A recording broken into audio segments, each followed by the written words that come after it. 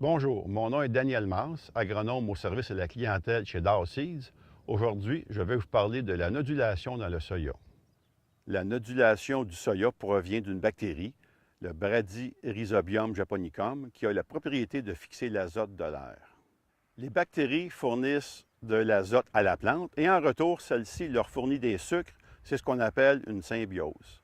Pour que le sol soit bien colonisé par les bactéries fixatrices d'azote, la semence doit être en contact avec celle-ci.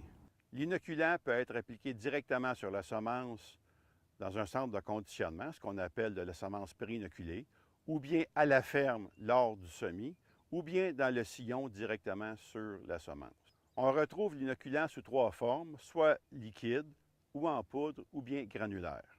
En début de saison, les bactéries envahissent les poils absorbants des racines des plantules de soya et commencent à se multiplier. De très petits nodules apparaissent dans les 2 semaines suivant l'émergence des plantules de soya.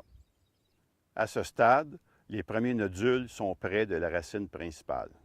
À partir de la deuxième feuille trifoliée du soya, la fixation d'azote devient plus importante et continue d'augmenter par la suite.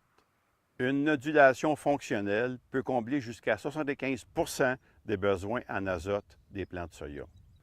On évalue la quantité d'azote fournie par les bactéries jusqu'à 200 kg de N à l'hectare. On considère que la nodulation s'est bien déroulée lorsqu'on trouve 7 à 14 gros nodules par plant de soya à l'apparition de la première fleur. Lorsqu'on a des plants vert foncé, avec un feuillage abondant, on devrait retrouver des nodules d'un diamètre de 2 à 4 mm regroupés en grappes et l'intérieur des nodules devrait être de couleur rosée à rouge. Ceci signifie que les bactéries transforment l'azote de l'air en azote minéral disponible pour la plante. J'aimerais vous parler maintenant des causes d'une nodulation absente ou bien déficiente. Mon premier point, c'est le pH. On veut un pH d'environ 6,5 pour optimiser le développement des bactéries, puis c'est à proscrire un pH inférieur à 6. Mon deuxième point, c'est les champs inondés ou en excès d'eau, les bactéries meurent asphyxiées.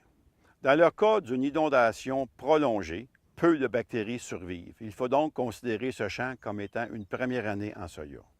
Mon troisième point, un sol trop froid va retarder le processus de fixation d'azote.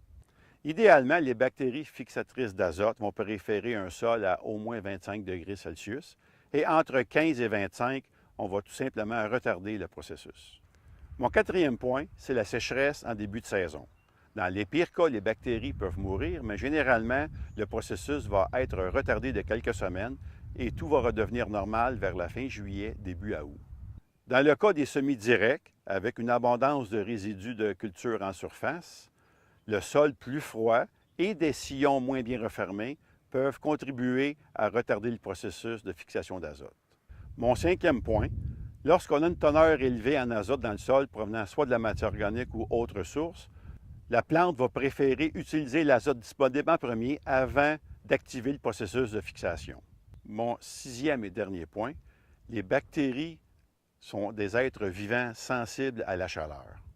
Il faut donc éviter de laisser les sacs de semences de soya pré-inoculés au soleil, comme il faut éviter de laisser les sachets d'inoculants dans une cabine de véhicule fermée. J'espère que ces renseignements vous seront utiles afin de maximiser vos rendements de soya. Bonne saison.